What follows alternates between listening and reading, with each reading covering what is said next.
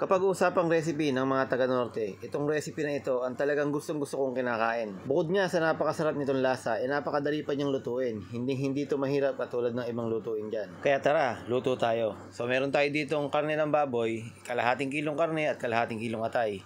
Part ng kasim ang ating gagamitin. So nagcha-chop lang ako dito ng ating mga gagamiting aromatics. Gamit ako dito ng bawang at hindi rin mawawala dyan ang sibuyas na pula. So pagkatapos natin i-chop ng ating sibuyas na pula, timplahan muna natin yung karne para nga tumalab na yung kanyang lasa. So maglalagay lang ako dito ng toyo at maglalagay lang din ako dito ng kaunting bawang. Siyempre hindi mawawala dyan ang pamintang durog.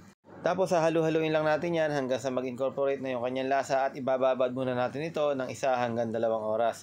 At syempre ibababad din naman natin yung atay. So yung atay naman, lalagyan ko lang ito ng suka.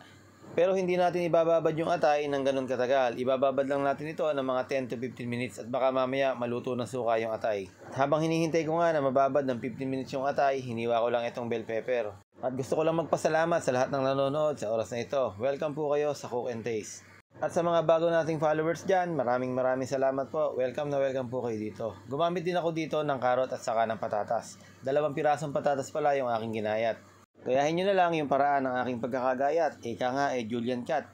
Makalipas ang mga 15 minutes, iahon muna natin itong mga atay at baka nga mamaya katulad ng sabi ko kanina, maluto ng gamit ang suka.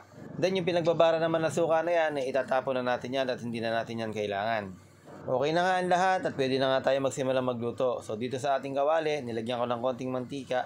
Piprito muna natin itong ating mga hiniwang sangkap. Katulad ng patatas, bell pepper at saka ng karot. So iluluto na natin ito. Para nga mamaya hindi na tayo mainip at ilalagay na lang natin ito sa ibabaw. Pagkaluto naman ito, iset aside lang muna natin at patiktikin yung mga sobrang mantika. At dito rin mismo sa ating kawali, dito na rin tayo mismo magigisa ng ating mga bawang at sibuyas. Guys, ito nga pala ay version ko lang at kung meron kayong alam na version ng inyong version ay ginagalang ko po at nirerespeto ko po.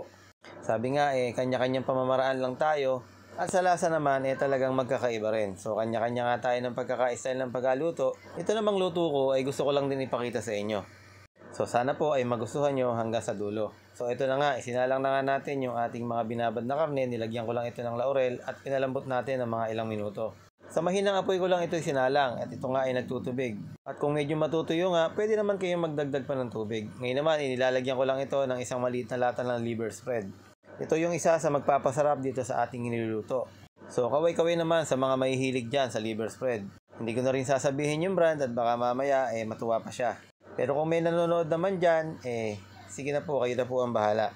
So malambot na nga itong ating mga karne. Ngayon naman, pwede na nating ilahok yung ating mga binabad na atay. So hahalu-haluin lang natin ito para nga hindi siya matigas. Sa huli natin inilalagay yung mga atay. Kasi pagka inilagay natin yan sa unang pagpapalambot pa lang ng ating mga karne, siguradong matigas ang pagkakaluto ng atay. Meron ako ditong konting green peas.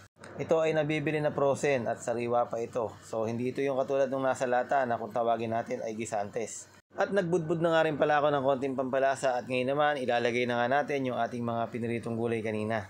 Tapos ay hahalu-haluin lang natin ito hanggang sa magsama-sama na yung kanilang mga lasa. Sa mga taga-norte dyan, baka naman pwedeng mag-comment kayo dyan kung katulad ba ng luto ko yung mga luto nyo. Ngayon naman, ito naman ay diskarte ko lang. Para nga hindi agad mapanis, nilagyan ko lang ng suka. So papakuluin ko lang muna. At nung makakulo na nga ay akin na nga tinikman at talaga namang sobrang sarap at talaga namang kanin ang hinahanap nito. Kaya naman hindi na natin pagtatagalin pa at magpe-plating na nga tayo. Ayan na nga at inaakit ka na. Sa lahat ng mga sumuporta at nanood, I love you all.